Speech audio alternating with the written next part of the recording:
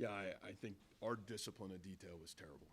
And, that it's an area for us that we haven't corrected. And I feel like it's been that way a little bit since the second half of the Arizona game. And, we keep spinning our wheels, and the lack of detail that it takes to win football games, we're living it. And there's only one place you can point the finger, and it's at the head football coach. I got to get it corrected. You're either coaching it or allowing it to happen, and obviously we continue to allow it to happen. So disappointing.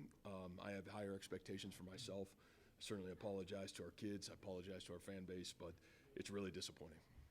Coach, your teams are notorious for not having penalties. The last 2 weeks, they've been against that. How do you go about changing that? Yeah, we got to go back to the fundamentals of what we do. I don't know any other way other than to go back to work. Again, that's coaching, and it starts with me, and so we'll work really hard to get it fixed. Are you seeing mental errors or physical errors in Boy, execution? I didn't see very many mental errors. I think it was just there's a physical execution in some critical moments. The one touchdown, was a communication error that we let out. We've done a good job most of the game, defensively, and that was a critical error and a critical moment that got let out. But globally, again, there were times we played in great rhythm, and there was times we just didn't. Coach, you rarely see a PI flag picked up. What was the explanation that was given to you? No, there was none, and unfortunate that there wasn't.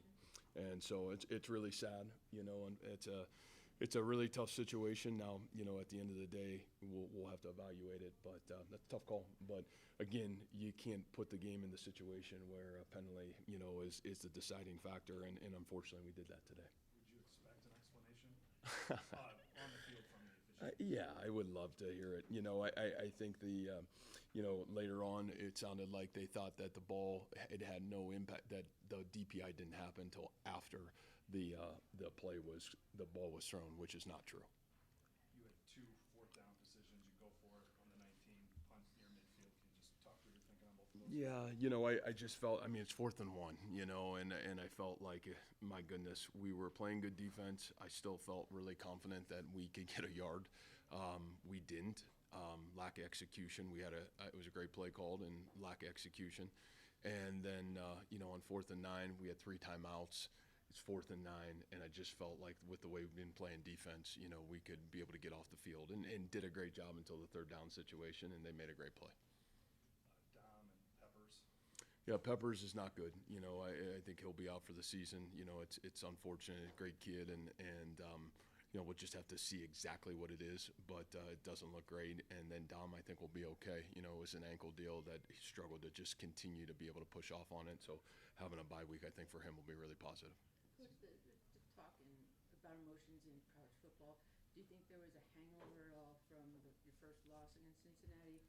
Coming in here, Colorado hadn't been playing very well. What do you think was the difference here today? Yeah, I don't know. That's certainly a great question. I really thought we played pretty good football in the first quarter. We moved the ball up and down the field. We just didn't execute in the red zone again, So, I didn't think it was a lack of being ready, and I thought we played outstanding defense in the first quarter of the game, really in the first half. I don't think it was an attitude and effort deal. I think there's there's some young guys playing that are forced to be able to step into the moment and be a little bit better, and then there's some older guys that just got to execute better. And so for us, I don't think it was a lack of being ready. I just think it's a lack of detail right now. I guess I wasn't accusing you of not being ready. Oh no, just it's a fair question. Yeah, just emotionally. Yeah, I didn't think it was a lack of emotion. I think it was a lack of detail from our end of it. So, but that's a great question. What is regrouping, or what is the next going into the bye week look like for you guys after 2 losses? Well, yeah, that you never want to go into a bye week, like this, but the reality of it is probably in some way, shape, and form coming at a really good time. Obviously, as we've always talked about, self-assess, do a great job of evaluating where we're off, and obviously we are, and then going to fix it. I think that's a great thing I love about our coaches and I love about our kids is it's not a lack of care, it's not a lack of effort, but we got to get it corrected, and that's coaching and that's playing.